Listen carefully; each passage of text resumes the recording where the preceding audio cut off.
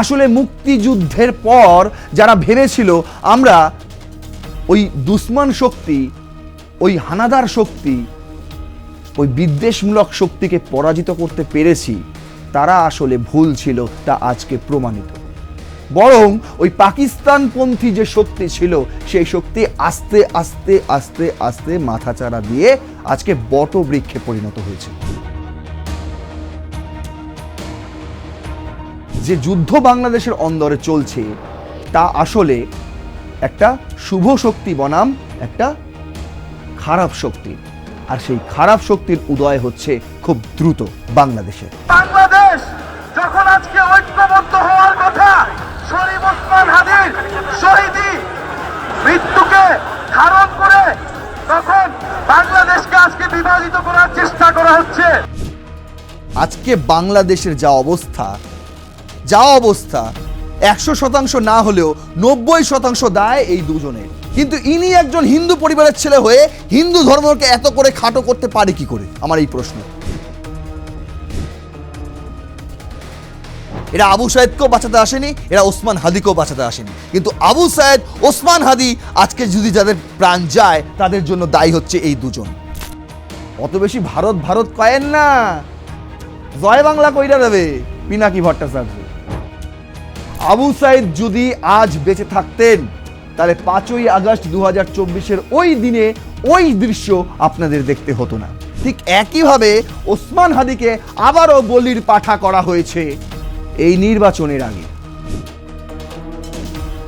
যদি আমাদের উত্তর পূর্ব একটা রাজ্য একটা বছর পরে, যদি একটা বছর পরে আপনাদেরকে যুদ্ধ অপরাধী বানিয়ে যেখানেই থাকুন, মার্কিন যুক্তরাষ্ট্রে থাকুন কিংবা প্যারিসে থাকুন, আপনাদেরকে ঘাড়ে দড়ি বেঁধে, কোমরে দড়ি বেঁধে টানতে টানতে নিয়ে আসবো এই ভারতে, ভারতের সুপ্রিম কোর্টে আপনাদের বিচার হবে। বেশি উড়বেন না। আর যদি আপনি বাংলাদেশের পক্ষে বাঙালি হয়ে থাকেন, এই যে সুজলা সুফলা বাংলার পক্ষে হয়ে থাকেন, তাহলে আপনি একজন স্বাধীনতাকামী, আপনি ভয় পাবেন না। এর থেকে মুক্তির পথ আমি বাতলে দিচ্ছি।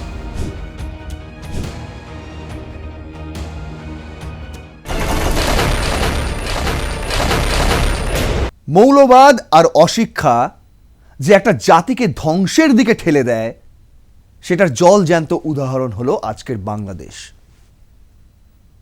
আপনারা দেখেছেন 2024-এর 5ই আগস্টের পর থেকে সেখানে যে ধ্বংসলীলা শুরু হয়েছে, সেই ধ্বংসলীলা এখনো বর্তমান। আপনারা ভাবছেন এই ধ্বংসলীলা আসলে একটা ভারতকে বার্তা, আসলে তেমনটা নয়। আপনারা ভাবতেই পারেন, ভাবতে কোনো পয়সা লাগে না, কিন্তু ভারতের কি যায় আসে? কি যায় আসে? কিচ্ছু যায় আসে না। কিন্তু বাংলাদেশের সাধারণ মানুষের অনেক কিছু যায় আসে। তারা এতদিন পর্যন্ত যে জিনিসপত্র দেখতে চায়নি বা কখনো দেখেনি, তা আজকে তাদের দেখতে হচ্ছে। কাদের জন্য? ওই জুলাই জঙ্গিদের জন্য, যারা নিজেদেরাই এই দেশটাকে নিজেদের রাজত্ব বলে ধরে নিয়েছে, একেবারে ভেবে নিয়েছে, একেবারে যা খুশি তাই করতে পারে তারা। আর এই করে কি করছে? বাংলাদেশকে বিশ্বের কাছে আরো ছোট করে দিচ্ছে। এই যে ধ্বংসলীলার প্রক্রিয়া কিন্তু আজ থেকে শুরু হয়নি। এই ধ্বংসলীলার প্রক্রিয়া শুরু হয়েছিল 71-এ মুক্তিযুদ্ধের পর থেকেই। না হলে যে জাতির পিতা, তাকে মাত্র 4 বছরের মধ্যে, স্বাধীনতার 4 বছরের মধ্যে খুন করতে পারে ওইভাবে একটা অপারেশন চালিয়ে? বুঝতে পারছেন যে কোথায় বিষয়টা আস্তে আস্তে এই জিনিসটা অগ্রসর হয়েছে। আসলে মুক্তিযুদ্ধের পর যারা ভেবেছিল আমরা ওই দুশ্মন শক্তি, ওই হানাদার শক্তি, ওই বিদ্বেষমূলক শক্তিকে পরাজিত করতে পেরেছি, তারা আসলে ভুল ছিল, তা আজকে প্রমাণিত। বরং ওই পাকিস্তানপন্থী যে শক্তি ছিল, সেই শক্তি আস্তে আস্তে আস্তে আস্তে মাথাচাড়া দিয়ে আজকে বটবৃক্ষে পরিণত হয়েছে। এই মুহূর্তে বাংলাদেশ আসলে পাকিস্তানপন্থী বাঙালি বনাম বাংলাদেশপন্থী বাঙালি এইখানে এসে দাঁড়িয়েছে।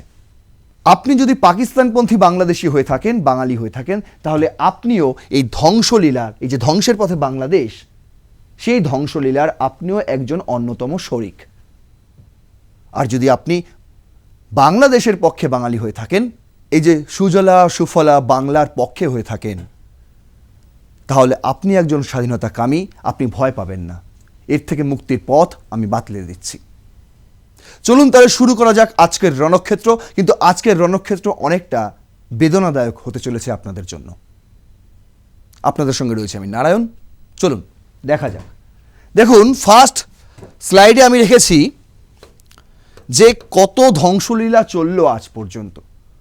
সব ছবি তো আর একটা স্লাইডে সাজানো যায় না, কিন্তু কিছু প্রতীকী ছবি আপনাদের সামনে আমি রেখেছি যেগুলো আপনাদের প্রমাণ দিয়ে দেবে যে আজকে যে যুদ্ধ বাংলাদেশের অন্দরে চলছে তা আসলে একটা শুভ শক্তি বনাম একটা খারাপ শক্তির, আর সেই খারাপ শক্তির উদয় হচ্ছে খুব দ্রুত বাংলাদেশে। দেখুন, এটা 5ই আগস্টের ছবি।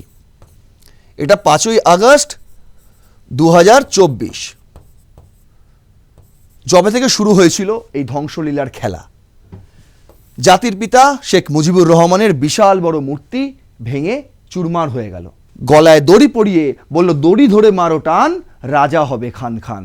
আদতে তিনি কিন্তু রাজা ছিলেন না, তিনি আপনাদেরই মতন একজন ব্যক্তি ছিলেন, আপনাদের মতনই একজন সাধারণ মানুষ ছিলেন, যে গোটা বাঙালি জাতিকে একত্রিত করতে অনবদ্য ভূমিকা পালন করেছিলেন। আর এইটা দেখুন, 18ই ডিসেম্বর 2025, এটা সেই ছায়ানটের ছবি। বোঝা গেল? তার মাঝে এই ধরনের আরও ছবি আপনারা দেখতে পাবেন। এই যেমন জয়নুল আবেদিনের মূর্তি ভাঙচুর, যেমন ভেঙে ফেলা হয়েছে শশীলভ ফোয়ারার মাঝখানে গ্রিক দেবী ভেনাসের ভাস্কর্য, যেমন ভেঙে ফেলা হয়েছে, এবং বিশ্বকবি রবীন্দ্রনাথ ঠাকুরের ভাস্কর্যে এই ধরনের কার্যকলাপ। এগুলো কিন্তু একদিনে হয়নি, আমি বারবার বলছি একদিনে হয়নি এগুলো। আপনি ভাবছেন যে দিন এই ঘটনাটা ঘটেছে হয়তো সেই দিনই মানুষের মনে রাগ উঠেছিল, না, তেমনটা নয়। এটা আস্তে আস্তে এই বীজ বোনা হয়েছে, আর সেই বীজ আজকে বটবৃক্ষে পরিণত হয়েছে। এবার আপনাদের দেখাচ্ছি কিছু বিষয় আপনাদের জন্য আমি পর সাজিয়েছি। কি কারণে আজকে বাংলাদেশের এই ছবি দেখতে উঠছে আমাদের? কি কারণে যে দেশকে আমরা শিল্প সংস্কৃতি দিয়ে বিচার করতাম, যে দেশকে ভাষার জন্য গোটা বিশ্ববাসী চেনে, ভাষার প্রতি তাদের যে আবেগ, যে ভালোবাসা, আজ সেই দেশকেই সবাই ছি ছি করছে কেন? কিভাবে হলো এই জিনিসটা? দেখুন, শুরু থেকে যদি আমি দেখি তাহলে বলবো এই মুহূর্তে বাংলাদেশে যে সাম্প্রতিক রাজনৈতিক অস্থিরতার তার প্রেক্ষাপট আর বাস্তবতাটা কি, সেটা হলো বাংলাদেশের সাম্প্রতিক সময়ে যে রাজনৈতিক ও সামাজিক অস্থিরতা দেখা যাচ্ছে তা কোনো বিচ্ছিন্ন ঘটনা নয়। এর পেছনে রয়েছে দীর্ঘদিনের রাজনৈতিক টানাপোড়েন, রাষ্ট্রীয় দুর্বলতা এবং আদর্শিক সংঘাত। কার সঙ্গে কার? রাষ্ট্রীয় পরিচয়ের প্রশ্ন, বাংলাদেশ এখন কোন পথে? বাংলাদেশের রাষ্ট্রীয় পরিচয় নিয়ে নতুন করে বিতর্ক সামনে এসেছে। একদিকে মুক্তিযুদ্ধ কেন্দ্রিক অসাম্প্রদায়িক রাষ্ট্র চেতনা, আর অন্যদিকে ধর্মীয় রাজনৈতিক পরিচয়ের উত্থান। এই দুই ধারার সংঘর্ষ এখন প্রকাশ্যে।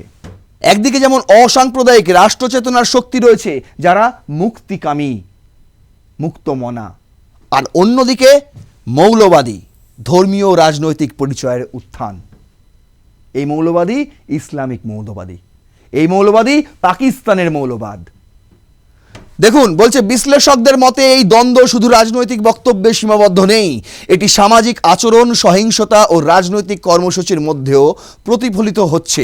পাকিস্তানপন্থী বাংলাদেশি আর বনাম বাংলাপন্থী বাংলাদেশি, এখন এটাই হচ্ছে সবচেয়ে বড় দ্বন্দ্ব বাংলাদেশের অন্দরে। আপনি বুঝে নিন আপনি কোন দলে, তাহলে আমার এই যে পর্যালোচনা, আমার যে এই মূল্যায়ন, সেটা বুঝতে আপনার সুবিধা হবে। বলছে রাষ্ট্র, রাজনীতি ও পরিচয়ের অদৃশ্য সংঘাত। বাংলাদেশ রাষ্ট্রটি ভৌগোলিকভাবে এক ও অভিন্ন হলেও রাষ্ট্রচিন্তা, রাজনৈতিক দর্শন ও জাতীয় পরিচয়ের প্রশ্নে দেশটি আজ গভীরভাবে বিভক্ত। আপনারা আগে থেকেই জানেন রংপুর, চট্টগ্রাম এরা কিন্তু ততটাও বাংলাদেশি নয় যতটা আমরা বলি ওরা বাংলাদেশি। কারণ ভারত কারোর কাটা গায়ে নুনের ছিটা দেয় না। ওই যেমন হাসনাত আবদুল্লাহ বলছেন না যে ভারতের সেপারেটিস্টদের তারা আশ্রয় প্রশ্রয় দেবে, আমরা কখনো বাংলাদেশের সেপারেটিস্টদের আশ্রয় প্রশ্রয় দিইনি। এটা ভারতের কাজ নয়। কিন্তু আপনারা যে সমস্ত অত্যাচার করেন চাকমা মারমাদের ওপর, বাঙালিদের ওপর, হিন্দুদের ওপর, বৌদ্ধদের ওপর, খ্রিস্টানদের ওপর, সেটা কিন্তু আপনারাই আপনাদের সমস্যাটা তুলে ধরে নিয়ে আসছেন। মানে সমস্যা ক্রিয়েট করছেন আপনারা নিজেরাই, আর দোষ দিচ্ছেন ভারতকে। বলছে এই যে বিভাজন, এর কোনো নতুন ঘটনা নয়, এর শিকড় প্রথিত রয়েছে 1971 সালের মুক্তিযুদ্ধ, তার আগের ভাষা আন্দোলন এবং পাকিস্তানি রাষ্ট্র কাঠামোর সঙ্গে বাঙালির দীর্ঘ সংঘর্ষের ইতিহাসে। স্বাধীনতার 50 বছরেও বেশি সময় পার হয়ে গেছে, তারপরও প্রশ্নটি অমীমাংসিত যে বাংলাদেশ কি একটি বাংলাপন্থী জাতিরাষ্ট্র নাকি একটি পাকিস্তান ভাবধারায় উত্তরাধিকারী রাষ্ট্র? কোনটা? আপনারা বলবেন যেহেতু বাংলাদেশ এবং বাংলা ভাষার জন্য এই দেশের জন্ম, তাহলে আমরা সবাই এই বাংলাপন্থী জাতিরাষ্ট্রের তে বিশ্বাসী। কিন্তু আপনি এই জুলাই জঙ্গিদের দেখুন, ডক্টর মোহাম্মদ ইউনুসদের দেখুন, এই কোলে বসে থাকা সাংবাদিক আমার দেশের সম্পাদক মাহমুদুর রহমানদের দেখুন, দেখে বলতে পারবেন এরা বাংলাপন্থী জাতিরাষ্ট্রের পক্ষে? না। এবার দেখুন, দেখাচ্ছি আপনাদের। বলছে এই যে 71-এ যে পরাজিত শক্তি তাদের আবার পুনরুদ্ধার হচ্ছে। তাই তো হচ্ছে, 71-এ যারা পরাজিত হয়েছিল সেই শক্তির তো এখন পুনরুত্থান হচ্ছে। আর তা না হলে আজকের দিনে দাঁড়িয়ে যে সমস্ত ছবি আপনারা দেখছেন সেগুলিকে দেখতে হতো? আমার এই প্রশ্ন। বলছে মুক্তিযুদ্ধ বিরোধী ও উগ্র ধর্মীয় শক্তিগুলোর রাজনৈতিক সক্রিয়তা নতুন নয়, তবে বর্তমান পরিস্থিতিতে তারা তুলনামূলকভাবে বেশি আত্মবিশ্বাসী ও সংগঠিত। বিশেষজ্ঞদের মতে রাষ্ট্রীয় নিয়ন্ত্রণ দুর্বল হলে এই গোষ্ঠীগুলো দ্রুত শূন্যস্থান পূরণ করে এবং সহিংস রাজনীতিকে বৈধতা দেওয়ার চেষ্টা করে। গত এপিসোডে আমার একটা কমেন্ট এসেছিল, একজন ইউটিউব ইউজার তিনি কমেন্ট করেছিলেন, তিনি বলেছিলেন যে আমরাই দায়ী এই পরিস্থিতির জন্য। তার কারণ আমরা একটা নির্বাচিত সরকারকে ঠেলে উচ্ছেদ করে দিয়েছি, আর এখন রাজ্যে দেশে কোনো সরকার নেই, একটা অন্তর্বর্তী সরকার চলছে, আর এই দেশটাকে কেউ প্রাধান্যও দিচ্ছে না বিশ্বের অন্যান্য দেশগুলো। তাই এই দেশে যা খুশি তাই করতে পারছে এই জুলাই জঙ্গিরা, অন্যান্য কোনো দেশ এতে মাথাও ঘামাচ্ছে না। তার কারণ ইন্টারনাল পলিটিক্স। কেন মাথা ঘামাবে ভাই?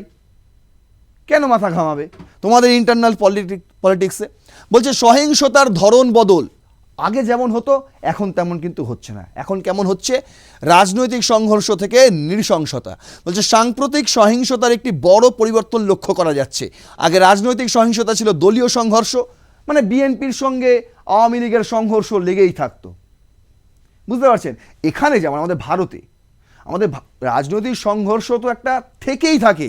আমরা যতই বলি পারিবারিক, মানে একটা পরিবারে যদি দুটো ভিন্ন রাজনৈতিক মতাদর্শের লোকজন থাকে সেখানেও তর্ক চালু হয়ে যায়, মারপিট, খুন খারাপি, এগুলো তো একদম জলের মতন কথা, রোজকারের ঘটনা, প্রতিদিন হয়। কিন্তু এগুলোকে মানা যেতে পারে, কারণ এগুলোকে মনিটরিং করে রাষ্ট্রের যে ক্ষমতা রয়েছে নির্বাচন কমিশন, এগুলোকে মনিটরিং করে রাষ্ট্রের যে বিচার ব্যবস্থা রয়েছে সুপ্রিম কোর্ট, তাই এগুলো বেশি মাথাচাড়া দিতে পারে না।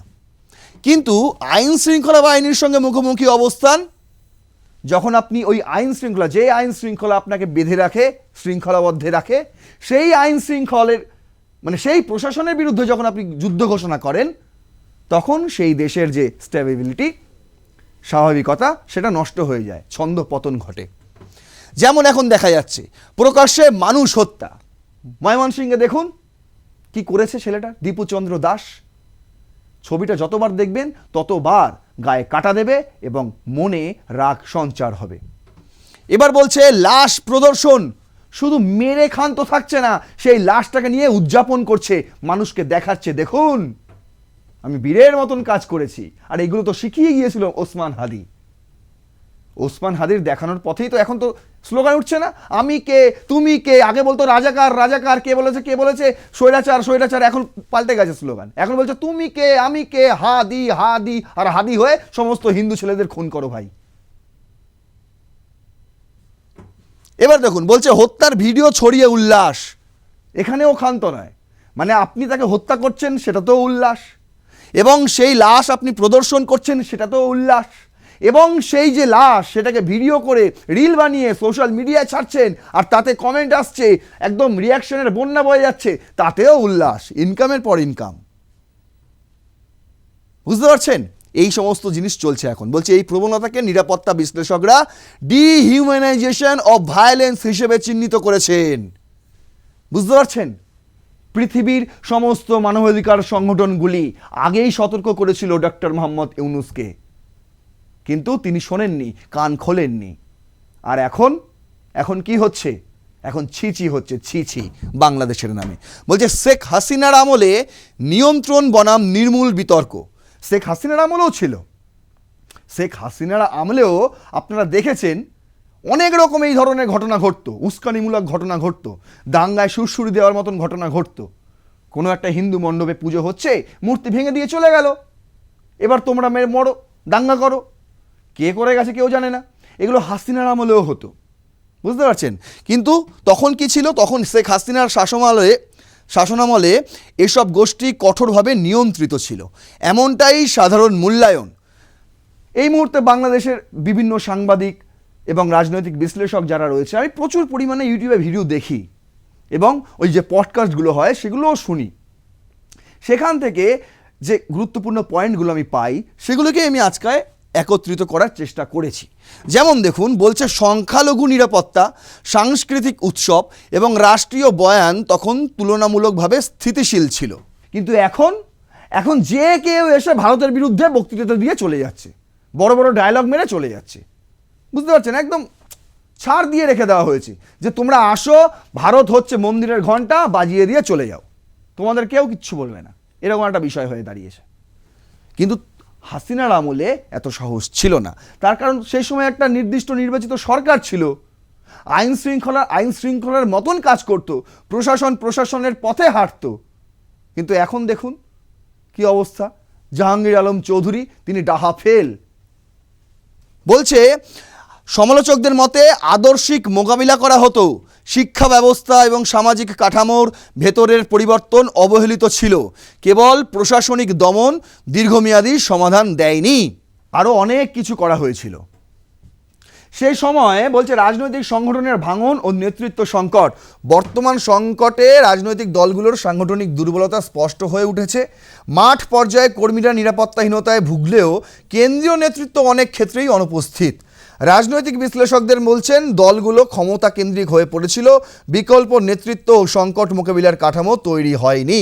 বুঝতে পারছেন? মানে হাসিনার আমলে মার্কিন যুক্তরাষ্ট্রে বাংলাদেশি দূতাবাসের যে রাষ্ট্রদূত ছিলেন, একজন মহিলা, তিনি সাম্প্রতিককালে একটি ইউটিউব পডকাস্টে বলছেন যেই সময় এই ধরনের গণ্ডগোল একদম চূড়ান্ত সীমায়, মানে ওই জুলাই আগস্টের সময়, সেই সময় 31শে জুলাই তিনি দেশে ছিলেন এবং 31শে জুলাই তিনি গণভবনে হাসিনার সঙ্গেও একটা একান্ত সাক্ষাতে গিয়েছিলেন। তার প্রশাসনিক কাজেই তিনি গিয়েছিলেন, কোনো ব্যক্তিগত কাজে নয়।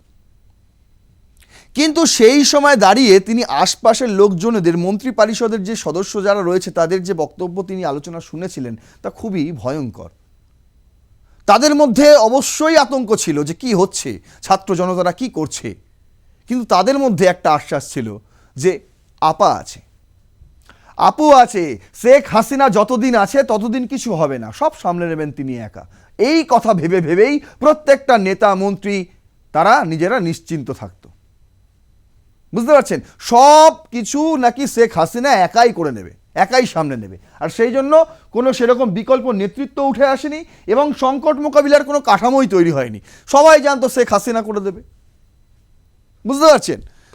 এবার বলছে ওসমান হাদির মৃত্যু কিন্তু একটি লাশ, শুধু একটি লাশ নয়, এটি একটি নতুন লক্ষ্য। আপনারা দেখে নিয়েছেন, আমি এখানে দুজনের ছবি রেখেছি। এ হচ্ছে ইলিয়াস হোসেন, বিশাল জ্ঞানী, বিরাট বড় ইউটিউবার। আর ইনি হচ্ছেন পিনাকি ভট্টাচার্য, ইনি হচ্ছে আরও বড় জ্ঞানী, আরও বড় ইউটিউবার। বুঝতে পারছেন? একদম ওপেন গালাগালি দেয়, ইউটিউবে ভিডিও ছাড়ে, আপনি দেখবেন, যদি না দেখে থাকেন তাহলে অবশ্যই দেখবেন, ওপেন গালাগালি দিচ্ছে, ওপেন, যাকে তাকে জয় বাংলা করে দিচ্ছে আর কি, এরকম একটা ব্যাপার। আমি জয় বাংলা কিছু করবো না, কিন্তু আমি আপনাদের বিষয়টা বোঝানোর চেষ্টা করছি। দেখুন, বলছে এইটা কেন একটা নতুন লক্ষ্য, তার কারণ হচ্ছে হাদির মৃত্যু কোনো বিচ্ছিন্ন ঘটনা নয়। যেভাবে আবু সাইদের মৃত্যু 5ই আগস্টকে ত্বরান্বিত করেছিল, ঠিক সেভাবেই হাদির এই মৃত্যু নতুন অস্থিরতা তৈরির ট্রিগার। মনে রাখুন, আবু সাইদ যদি আজ বেঁচে থাকতেন তাহলে 5ই আগস্ট 2024-এর ওই দিনে ওই দৃশ্য আপনাদের দেখতে হতো না। আর আবু সাইদকে কে খুন করেছিল তা আজ মোটামুটি সবার কাছে স্পষ্ট।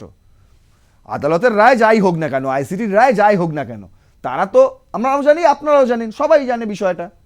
একপাক্ষিক বিচার হয়ে গেছে, অন্য পক্ষের কোনো আইনজীবীও ছিল না, মানে ওই নম আইনজীবী ছিল আর কি, বুঝতে পারছেন? ঠিক একইভাবে ওসমান হাদিকে আবারও বলির পাঠা করা হয়েছে এই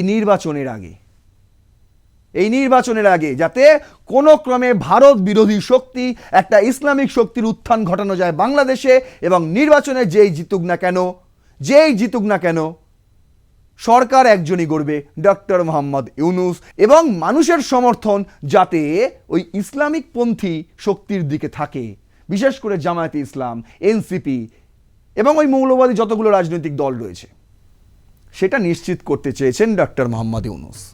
কি বলছে লক্ষ্য? কি লক্ষ্য? হচ্ছে নির্বাচন বানচাল করা। 2 মাস আগে থেকে তফসিল ঘোষণা হয়ে গেছে। আপনি কখনো শুনেছেন বাংলাদেশে এর আগে কখনো হয়েছে? প্রার্থী দিতে কত সময় লাগে? একটা প্রার্থীর মনোনয়ন দিতে 2 মাস সময় লাগে। 2 মাস আগে ঘোষণা হয়ে গেছে ভোট, এবার 2 মাস ধরে তোমরা তরজা করে যাও যাতে এই ভোটটা না করানো হয়, যাতে নির্বাচন বানচাল করা যায়। অন্যদিকে বিপ্লবী সরকার বয়ান দাঁড় করানো। আমি কেন রেখেছি জানেন এদের দুজনের ছবি? তার কারণ আজকে বাংলাদেশের যা অবস্থা 100% না হলেও 90% দায় এই দুজনের। এরা ইউটিউবে আসে, ভিডিওতে একের পর এক ভারত বিদ্বেষী বক্তব্য রাখে, এবং বাংলাদেশের এই মুহূর্তে যারা তরুণ যুবক রয়েছে তাদেরকে ইনজেকশন দেয়, কথার ইনজেকশন দেয়। এখন তারা নতুন একটা কনসেপ্ট তুলে ধরেছে, নতুন কনসেপ্ট বলছে নাকি অভ্যুত্থান আর বিপ্লব এক নয়। না, অভ্যুত্থান অন্য জিনিস। অভ্যুত্থান মানে হচ্ছে একবার সরকার গঠন হয়ে গেল, মানে সরকার ভেঙে, পুরনো সরকার ভেঙে নতুন সরকার গঠন হয়ে গেল, ঠিক আছে, এবার স্থিতিশীল অবস্থায় চলছে, এটাকে নাকি অভ্যুত্থান বলছে তারা। আর বিপ্লব কি? বিপ্লব হচ্ছে সরকার, যেটা আগের সরকার ছিল সেটাকে ভেঙে দিয়ে একটা বিপ্লবী সরকার তৈরি করা। মানে বুঝতে পারছেন, যাতে সারা জীবন অশান্ত হয়ে থাকে বাংলাদেশ, সেই রূপরেখা তারা তৈরি করে দিচ্ছেন। এবং ওই যে গবেট কিছু মূর্খ জুলাই জঙ্গি যারা, তাদেরকে এরা পরিচালনা করেছিলেন, সেই সময় থেকে পরিচালনা করছেন এবং এখনও করে যাচ্ছেন। এখন নতুন কনসেপ্ট নিয়ে এসছে, অভ্যুত্থান নাকি বিপ্লব নয়, বিপ্লব আলাদা জিনিস, অভ্যুত্থান আলাদা জিনিস। আচ্ছা, সহিংসতাকে বৈধতা দেওয়া, এইসব করে কি বলছে, তোমরা মারো, কাটো, ভেঙে দাও, ফেলে দাও, যা ইচ্ছা করে বলো। এগুলো তো অ্যাকচুয়ালি আইনি বিষয়, এগুলো তো কিচ্ছু যায় আসে না। ধর্মের জন্য লড়তে গেলে যদি কোনো অন্যায় আপনি করেন, তাহলে সেই অন্যায় নয়। কেন? আপনি তো ধর্মের জন্য লড়ছেন না। মানে অদ্ভুত, এরকম কথা অনেক জায়গা থেকেই শোনা যায়, বিভিন্ন ধর্মের মানুষ থেকেও শোনা যায়, কিন্তু এই কথাটা ভুল। আপনাকে আমি বলে দিলাম, এই কথাটা ভুল। ধর্মের জন্য অন্যায় করলে কখনো সেই অন্যায় আপনার 7 খুন মাফ হয়ে যায় না। অন্যায়ই হয়। আপনি ভগবানে বিশ্বাস করেন কিংবা আল্লাহ, সে কিন্তু ওপর থেকে আপনাকে সবসময়ই দেখছে। আপনি যেটা অন্যায় করছেন সেটা অন্যায়ই ধরবে। সেটা আপনার আল্লাহ কিন্তু আপনাকে বিচার করবে না যে ও তো ধর্মের জন্য করেছে, তাই এই অন্যায়টা অন্যায় নয়। বাজে কথা। এগুলো যারা বলে তারা স্রেফ রাজনীতি করছে। এরা ধর্ম মানেই না, আমি তো বলছি। নাহলে ইনি পিনাকি ভট্টাচার্য, উনি একজন হিন্দু পরিবারের ছেলে হয়ে, আমি মানলাম আমি নিজেও একজন হিন্দু পরিবারের ছেলে, কিন্তু কোনো ধর্মকে ছোট করে দেখি না, কিন্তু ইনি একজন হিন্দু পরিবারের ছেলে হয়ে হিন্দু ধর্মকে এত করে খাটো করতে পারে কি করে? আমার এই প্রশ্ন, কি করে পারে? বাবা মার শিক্ষা দেয়নি, প্রাথমিক শিক্ষাটুকু নেই, প্যারিসে গিয়ে বসে থাকেন, বাংলাদেশে ঢোকার সাহস নেই। আর এই আরেকজন মার্কিন যুক্তরাষ্ট্রে থাকেন, বাংলাদেশে ঢোকার সাহস নেই। কিন্তু বাংলাদেশের যে জনতা রয়েছে, যুবক যারা, তরুণ যারা, তাদেরকে ইনফ্লুয়েন্স করে এরা। বলছে বিপ্লব বনাম অভ্যুত্থান। আজ ইচ্ছাকৃতভাবে এই বিভ্রান্তি ছড়ানো হচ্ছে নাকি অভ্যুত্থান বিপ্লব নয়, বিপ্লব মানেই দীর্ঘ অস্থিরতা, এই যুক্তি দিয়ে নৈরাজ্যকে স্বাভাবিক করা হচ্ছে। ভাবুন একবার, মানে আপনি নৈরাজ্য করুন, তাতে কিচ্ছু যায় আসে না, এটাই তো আগামী দিনের পথ, নৈরাজ্যই করে যেতে হবে। আর আমরা এসির রুমে বসে, কাচের ঘরে বসে আপনাদের পরিচালনা করে যাব।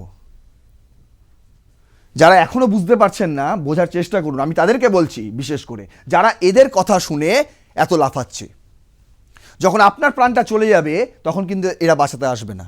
এরা আবু সায়েদকেও বাঁচাতে আসেনি, এরা ওসমান হাদিকেও বাঁচাতে আসেনি, কিন্তু আবু সায়েদ, ওসমান হাদি আজকে যদি যাদের প্রাণ যায় তাদের জন্য দায়ী হচ্ছে এই দুজন। আপনাকে বলছি জাহাঙ্গীর আলম চৌধুরী, আপনাকে যদি কাউকে গ্রেপ্তার করতে হয় আগে এই দুটোকে গ্রেপ্তার করুন, গ্রেপ্তার করুন। মার্কিন যুক্তরাষ্ট্র থেকে গ্রেপ্তার করে নিয়ে আসুন ক্ষমতা থাকলে, প্যারিস থেকে গ্রেপ্তার করে নিয়ে আসুন ক্ষমতা থাকলে। ভারত ভারত করে বেশি লাফাবেন না, অত বেশি ভারত ভারত কয়েন না, জয় বাংলা কইরা দেবে পিনাকি ভট্টাচার্য। দেখুন বলছে এটি রাজনৈতিক কৌশল, তাত্ত্বিক সত্য নয়, স্বাভাবিক স্বাভাবিক। বলছে ইউটিউবার ঘৃণা ও মানসিকভাবে দুর্বল জনগোষ্ঠী, বাংলাদেশে একটি বড় জনগোষ্ঠী আছে, তারা হচ্ছে আবেগপ্রবণ। আমি তাদের দোষ দিচ্ছি না, আমি বলছি তো, আমি তাদের দোষ দিচ্ছি না। যারা তরুণ, যারা যুবক, তারা এদের কথায় ইনফ্লুয়েন্স হচ্ছে, কিন্তু তারা খুবই আবেগপ্রবণ। তারা যুক্তি যাচাই করে না, যুক্তি যাচাইয়ে দুর্বল। তারা ধর্মীয় উস্কানিতে সহজেই উত্তেজিত হয়ে পড়ে, আর সেই সুযোগটাকে কাজে লাগাচ্ছে এরা। কি বলছে, এই জনগোষ্ঠীকেই টার্গেট করা হয়েছে। কারা এরা? এরা হচ্ছে প্রবাসী ইউটিউবার, ঘৃণাভিত্তিক কন্টেন্ট এরা ছড়ায় এবং ষড়যন্ত্রমূলক বয়ান দেয়। একের পর এক ভারতের বিরুদ্ধে, একের পর এক মুক্তিযুদ্ধের বিরুদ্ধে এদের বক্তব্য, মানে এক একটা ভিডিও হচ্ছে এক একটা বিষ, বিষের হচ্ছে এক একটা ট্যাবলেট। আপনি একটা করে ভিডিও দেখবেন, আপনার মগজ ধোলাই হয়ে যাবে, অথচ আপনি বুঝতেও পারবেন না। কিন্তু আমি খুব সোজা ভাষায় এদের দুজনকে একটু কথা বলতে চাই, একটু জয় বাংলা করতে চাই। কীরকম জয় বাংলা? ধরুন এখনো সময় আছে, শুধরে যান। এই ধরনের হিংসা, ইউটিউবের পর্দায় বসে এই ধরনের হিংসা ছড়িয়ে কি লাভ বলুন তো? কোনো লাভ আছে? কোনো লাভ নেই তো।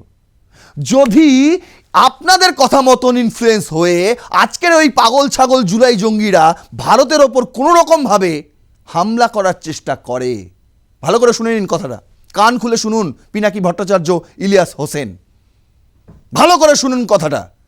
যদি আমাদের উত্তর পূর্ব একটা রাজ্য একটাও আছর পড়ে, যদি একটাও আছর পড়ে, আপনাদেরকে যুদ্ধ অপরাধী বানিয়ে যেখানেই থাকুন, মার্কিন যুক্তরাষ্ট্রে থাকুন কিংবা প্যারিসে থাকুন, আপনাদেরকে ঘাড়ে দড়ি বেঁধে, কোমরে দড়ি বেঁধে টানতে টানতে নিয়ে আসবো এই ভারতে, ভারতের সুপ্রিম কোর্টে আপনাদের বিচার হবে।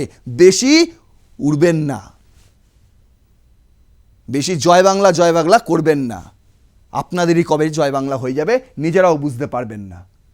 এতই যখন মনে সাহস, কাচের ঘরে বসে ডায়লগ মারেন কেন? বাংলাদেশে আসুন না, নেতৃত্ব নিন না, একটা সুন্দর বাংলাদেশ গড়ে তুলুন না। কে বারণ করেছে? যত ফালতু লোক। দেখুন বলছে পাকিস্তানি বাংলাদেশ বনাম বাংলাদেশি, আর এই জিনিসটা তৈরি করেছে এরাই, এই ধরনের ঘৃণা ছড়ানো, বিদ্বেষ ছড়ানো ইউটিউবাররা। বলছে বিভাজনের বাস্তবতা কি? আজ বাংলাদেশ কার্যত দুই ভাগে বিভক্ত। শুরুতেই আপনাদের বললাম, একদল যারা মুক্তিযুদ্ধ, বাঙালিত্ব এবং সাংস্কৃতিক পরিচয় বিশ্বাসী, আরেক দল যারা ভাষা, পোশাক, আচরণ, রাজনীতিতে ক্রমশ পাকিস্তানি ইসলামী পরিচয়ের দিকে সরে গেছে। এই বিভাজন শুধু বাংলাদেশে নয়, লন্ডন, ইউরোপ, আমেরিকার ডায়াসপোরাতেও একই বাস্তবতা। তাই প্রশ্নটা খুব ভয়ঙ্কর। যদি পাকিস্তানি মনোভাবাপন্ন শক্তিরাই সংখ্যাগরিষ্ঠ হয়, তাহলে মুক্তিযুদ্ধের অর্থ কি দাঁড়ালো? কেন করেছিলেন মুক্তিযুদ্ধ? কি লাভ ছিল তাতে? কোনো লাভই তো আজকে আপনারা পাচ্ছেন না। যারা মুক্তিযুদ্ধের পক্ষে ছিল তারা প্রত্যেকেই আজ দেশ ছাড়া, বুঝতে পারছেন? আর দেশে যে সমস্ত স্মৃতি সৌধ, ভাস্কর্য, মূর্তি, সাংস্কৃতিক কেন্দ্র, চর্চা কেন্দ্র এই সমস্ত ছিল, সব মাটির সঙ্গে মিশে গেছে। 32 ধানমন্ডিও মাটির সঙ্গে মিশে গেছে। বলছে আর কি, বাংলাপন্থী বাংলাদেশি যারা ভাষা, মুক্তিযুদ্ধ, সাংবিধানিক চেতনায় উজ্জীবিত, তাদের কথা যদি বলেন, বাংলাপন্থী বাংলাদেশি রাজনৈতিক ও সাংস্কৃতিক দর্শনে কেন্দ্রবিন্দুতে রয়েছে বাংলা ভাষা, ভাষাভিত্তিক জাতীয়তাবাদ, 52 সালের ভাষা আন্দোলন, 71-এর মুক্তিযুদ্ধ ও অসাম্প্রদায়িক রাষ্ট্রচিন্তা, ধর্মনিরপেক্ষতা, সাংস্কৃতিক বহুত্ববাদ, বাঙালি ইতিহাস, সাহিত্য, লোকজ সংস্কৃতির ধারাবাহিকতা। এই ধারার কাছে বাংলাদেশ মানে কেবল একটি ভূখণ্ড নয়, বরং এটি ঐতিহাসিক সংগ্রামের ফল। পাকিস্তান ছিল একটি শাসন ব্যবস্থা, যেখান থেকে মুক্ত হওয়াই ছিল বাঙালির চূড়ান্ত লক্ষ্য। ফলে পাকিস্তানের রাজনৈতিক ইসলাম, সামরিক কর্তৃত্ববাদ ও উর্দু কেন্দ্রিক রাষ্ট্রচিন্তা এই ধারার কাছে মৌলিকভাবে অগ্রহণযোগ্য। তারা কখনোই পাকিস্তানের রাষ্ট্রবাদ মেনে নেয়নি। সত্যিকারের বাঙালি যারা, তারা কখনোই আজও তারা পাকিস্তানের কায়েম মেনে নেবে না। আর আপনারা বলছেন ভারত আপনাদের পরিচালনা করে, ভারতের কায়েম আপনারা মানবেন না। ভারত না থাকলে খাবে কি? ভারত না থাকলে খাবেনটা কি? আপনার খাবার যা পাতে আসে তার অর্ধেক জিনিস তো ভারত থেকে যায়। এখন তো সব বন্ধ। কদিন মধ্যেই বুঝতে পারবেন কি অবস্থা হতে চলেছে। বলছে পাকিস্তানপন্থী বাংলাদেশি কারা? ধর্মীয় রাষ্ট্রবাদ ও ইতিহাসে পুনর্লিখনের রাজনীতি। এরাই, এই বিভাগে যারা রয়েছে তারা প্রত্যেকেই ভারত বিরোধী মনোভাবাপন্নে বিদ্বেষ ছড়ানোতে একদম প্রথম সারিতে রয়েছে। বলছে পাকিস্তানপন্থী বাংলাদেশের ধারণাটি সরাসরি পাকিস্তানের নাগরিকত্ব বোঝায় না, এটি একটি ভাবাদর্শিক অবস্থান যার বৈশিষ্ট্য 1971-এর মুক্তিযুদ্ধকে গৃহযুদ্ধ বা রাজনৈতিক ভুল হিসেবে উপস্থাপন করা। ওটা একটা লিবারেশন ওয়ার হয়েছিল, তোরা মুক্তি পেয়েছিলি, স্বাধীনতা সংগ্রাম বলে বিবেচনা হয়েছিল। আর আপনারা যারা এখন জুলাই জঙ্গি, তারা বলছে ওটা তো গৃহযুদ্ধ ছিল, ওটা একটা রাজনৈতিক ভুল ছিল, শুধু পাকিস্তান আমাদের কাছে এসে ক্ষমা চেয়ে নিলেই হবে। কিন্তু আজ কতগুলো দিন হয়ে গেল বলুন তো আপনাদের? 5ই আগস্ট 2024-এর পর আজকে ডিসেম্বর চলে এসছে, প্রায় 2025-এর ডিসেম্বর, প্রায় 16 মাস এরকম হবে। 1 বছর 4 মাস হয়ে গেল। এই 1 বছর 4 মাসে পাকিস্তানের হত্যা বিধাতা, সেনাবাহিনীর, ISI-এর সমস্ত লোকজন আসছে যাচ্ছে, পাকিস্তান বাংলাদেশ ভাই ভাই হয়ে যাচ্ছে। কিন্তু আপনি বলুন, পাকিস্তান এখনও এই 16 মাসে একবারও ক্ষমা চেয়েছে? আরে খাতায় লিখতে হবে না, আমি বলছি না কোনো কাগজ দিয়ে ক্ষমা চাইতে হবে, সেটা আমাদের দেখাতে হবে। আমরা দেখতেও চাই না, আমরা জানতেও চাই না ক্ষমা চাইলো হ্যাঁ কি না। শুধু আপনারা বলুন, কখনো মুখ ফুটেও বলেছে যা করেছি আমরা ভুল করেছি? কোনোদিনও বলবে না। পাকিস্তানকে আপনারা এখনও চেনেননি। ডক্টর মোহাম্মদ ইউনুস উনি ভালো করে চেনেন। বলছে পাকিস্তানি সেনাবাহিনীর যুদ্ধাপরাধকে অস্বীকার করা বা লঘু করে দেখা, ধর্মকে রাষ্ট্র পরিচয়ের প্রধান ভিত্তি করা। আজকে এই সমস্ত যারা করে বেড়াচ্ছে, শিল্প সংস্কৃতি কেন্দ্র ভেঙে বেড়াচ্ছে, ইন্দিরা গান্ধী কালচারাল সেন্টার ভেঙে দিচ্ছে, যারা জাতির পিতার মূর্তি ভেঙে দিচ্ছে, যারা নজরুল ইসলামের মূর্তি ভেঙে দিচ্ছে, যারা রবীন্দ্রনাথের মুখে কালি লেপে দিচ্ছে, তাদেরকে আপনি কি বলেন? কি বলবেন তাদের? তারা চাইছে এই রাষ্ট্রকে একটা ধর্ম পরিচয় দিতে। রাষ্ট্রের কি কখনো ধর্মের পরিচয় হয় বলুন তো? পাকিস্তান বলেছিল আমাদের মুসলিম রাষ্ট্র দরকার, ভারত কি কোনোদিন বলেছিল? শুনুন, ভারতে যে সমস্ত মুসলিমরা থাকে না, তারা বাই চয়েস থাকে, তারা নিজে থেকে এই দেশে থাকতে চেয়েছিল, কারণ ভারতটাই ছিল তাদের দেশ, পাকিস্তান নয়। যারা বিভাজন চেয়েছিল তারা পাকিস্তানে চলে গিয়েছিল। আমি মুসলিমদেরই কথা বলছি, বুঝতে পারছেন, মুসলমানদেরই কথা বলছি। কিন্তু অনেক বেশি ভালো মুসলমান যারা ছিলেন তারা এখনও আমাদের এই ভারতে রয়েছেন এবং ভারতকেই তারা তাদের দেশ মনে করেন। তাদের পূর্বপুরুষরাও ভারতকেই দেশ মনে করতেন। পাকিস্তান কোনোদিনও দেশ হতে পারেনি, আজও দেশ নয় এবং আগামী দিনেও পারবে না। ওরা শয়তানি করেই মরবে। বলছে উর্দু, আরব, ইসলামী সাংস্কৃতিক পরিচয়কে বাঙালিকত্বের ওপর প্রাধান্য, হিন্দু বনাম মুসলমান বয়ানের মাধ্যমে জাতীয়তাবাদ পুনর্নির্মাণ ময়মনসিংহ তার একটা সাম্প্রতিকতম সংযোজন, যা 2024-এর 5ই আগস্টের পর থেকে এই ধরনের ঘটনা অনেক ঘটছে, ভুরি ঘটছে, আকচার ঘটছে, এখানে সেখানে যেখানে ইচ্ছা। রংপুরের ঘটনাও আপনাদের দেখিয়েছি, চট্টগ্রামের ঘটনাও আপনাদের দেখিয়েছি। এই ঘটনাগুলো ঘটিয়ে কি বলতে চাওয়া হচ্ছে যে হিন্দু বনাম মুসলমান। আসলে কি তাই? আপনাদের জাতীয় কবি নজরুল ইসলাম, যাদের মূর্তি আপনারা ভেঙে দিচ্ছেন আজকাল, যাকে জাতীয় কবিকেও মানছেন না, আমি মানলাম তিনি যে শ্যামাসঙ্গীতগুলো লিখেছেন সেগুলো আপনারা পড়তে পারেন না, আমি মানলাম, কিন্তু তিনি যে একই বৃন্তে দুটি কুসুম লিখেছেন সেটা তো অন্তত পড়তে পারেন।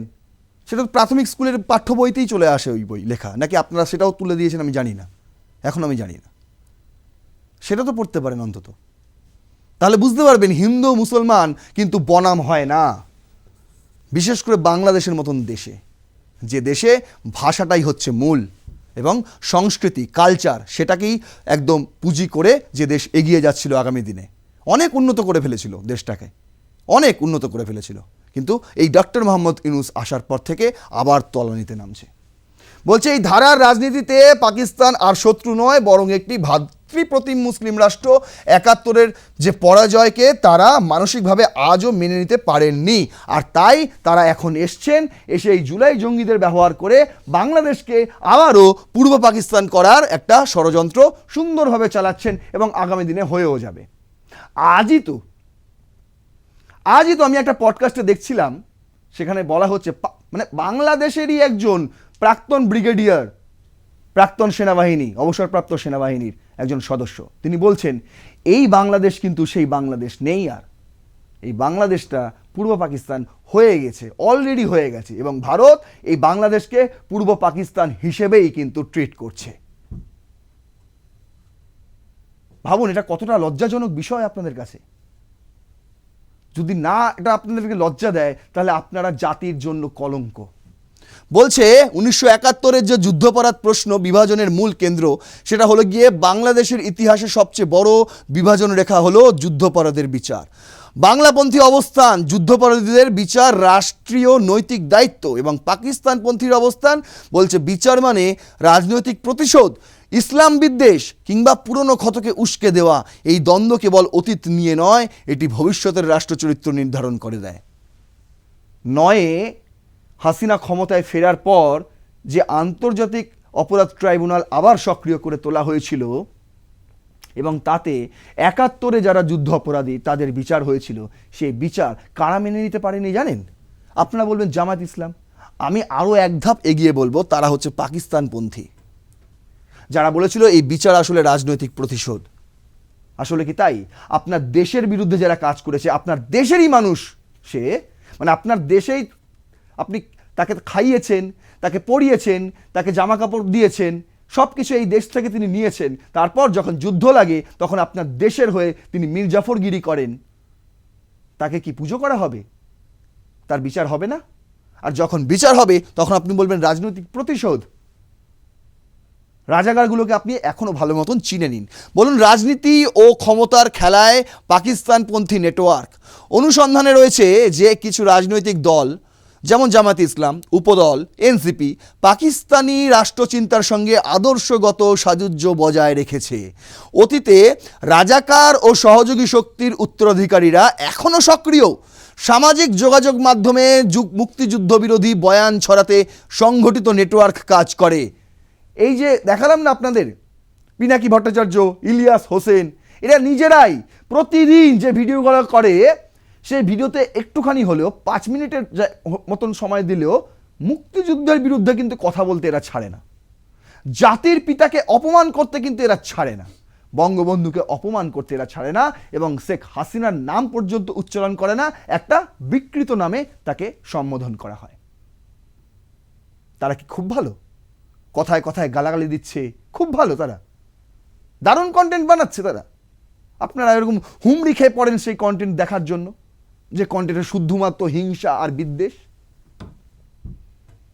এতটুকু সামাজিক বিষয় নেই তার মধ্যে। বলছে বিদেশি অর্থায়ন ও আদর্শিক প্রভাবের অভিযোগ বারবার উঠেছে।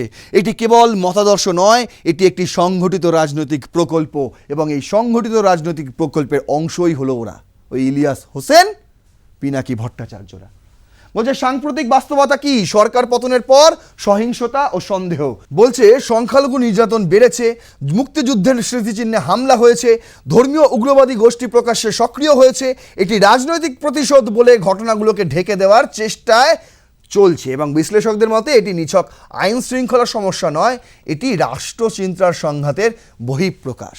আর তাই তো 12ই ডিসেম্বর হাদিকে গুলি করার পর আমি ধরে নিলাম সেই আততায়ীরা ভারতের পথে সীমান্ত পাড়ি দিয়েছে, আমি ধরে নিলাম, যদি তর্কের খাতিরে ধরেও নিই, তারপরেও 17ই ডিসেম্বর আপনাদের স্বরাষ্ট্র মন্ত্রণালয়ের উপদেষ্টা জাহাঙ্গীর চৌধুরী আলম তিনি কি করে বলতে পারেন যে আমাদের দেশে নিরাপত্তা নিয়ে কোনো সংশয় নেই, আইন শৃঙ্খলা নিয়ে কোনো সংশয় নেই? কি করে বলতে পারেন? তার কারণ যে ঘটনাগুলো ঘটেছে তারা নিজেরাই ঘটিয়েছে। তাই এটা কোনো আইন শৃঙ্খলার সমস্যা নয়, এটা হচ্ছে রাষ্ট্রচিন্তা সংঘাতের বহিঃপ্রকাশ। রাষ্ট্রচিন্তা সংঘাতের বহিঃপ্রকাশ, এটা ভালো করে বুঝতে হবে। উপসংহার কি? পুরো বিষয়টা যেটা আপনাদের বললাম তার একটা উপসংহার তো থাকতে হবে। সেটা হলো লড়াইটা কিন্তু পাকিস্তানের সঙ্গে নয়, লড়াইটা ধারণার সঙ্গে। আপনারা যারা মুক্তিকামী, স্বাধীনতার পক্ষে, এই ধরনের মৌলবাদের বিপক্ষে, তাদেরকে আমি বলছি এই লড়াইটা কিন্তু পাকিস্তানের সঙ্গে নয়। আপনি ভাবছেন পাকিস্তানকে পরাজিত করে দিতে পারলেই আমরা জিতে গেলাম, 71-এ তো তাই করেছিলেন, কিন্তু জিততে পেরেছেন? পারেননি। পাকিস্তানের শক্তি আবার মাথাচাড়া দিচ্ছে বাংলাদেশে। তাই আপনাদের বলছি এই লড়াইটা হচ্ছে ধারণার সঙ্গে, যে মতাদর্শ, পাকিস্তানের যে মৌলবাদী মতাদর্শ, তার সঙ্গে আপনাদের এই লড়াই। তাহলে কিভাবে লড়বেন? বলছে মুক্তিযুদ্ধ বনাম ইতিহাস বিকৃতি, ভাষাভিত্তিক জাতিসত্তা বনাম ধর্মভিত্তিক রাষ্ট্রবাদ, বাঙালি তো বনাম পাকিস্তানি মানসিকতা। এই লড়াইয়ে রাষ্ট্র যদি স্পষ্ট অবস্থান না নেয় তাহলে বাংলাদেশ নামটি থাকবে কিন্তু বাংলাদেশের আত্মা থাকবে না। হয়তো বাংলাদেশের নাম আর চেঞ্জ হবে না, পূর্ব পাকিস্তান হবে না, কিন্তু আমি আপনাদের বললাম না, ইতিমধ্যেই বাংলাদেশেরই সেনাবাহিনীর প্রাক্তন কর্মকর্তারা তারাই বলতে শুরু করেছেন এটা আর বাংলাদেশ নেই, শুধু নামটাই বাংলাদেশ রয়েছে। তাছাড়া বৈশিষ্ট্য পূর্ব পাকিস্তানের। আশা করি বোঝাতে পারলাম আপনাদের যেটা বোঝাতে চাইছি। আসলে আজকের বাংলাদেশ কিন্তু আর 71 পরবর্তী বাংলাদেশ নেই। আজকের বাংলাদেশ 71 পূর্ববর্তী বাংলাদেশে পরিণত হয়ে গেছে। এই বিষয়টা কিন্তু আপনারাই পারেন এই সমস্যার সমাধান করতে। যারা স্বাধীন চেতা, যারা মুক্তমনা, তাদেরকে বলছি এগিয়ে আসুন, এই মৌলবাদের বিরুদ্ধে কণ্ঠ জোরালো করুন। আপনাদের একটা হারমোনিয়াম ভেঙেছে, খালি গলায় গান গান।